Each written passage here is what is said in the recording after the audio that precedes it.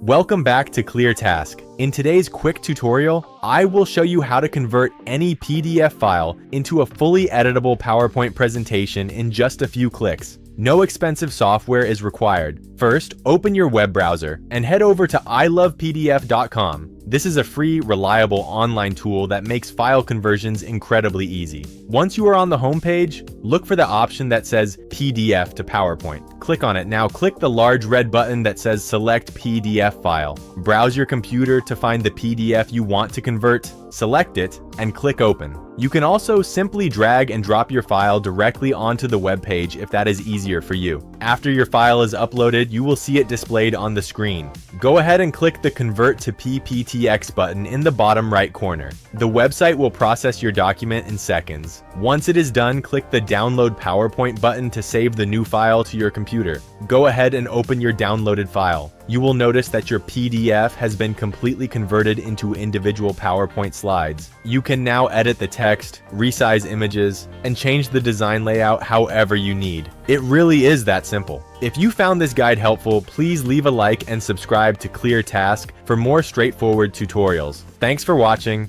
and I will see you in the next one.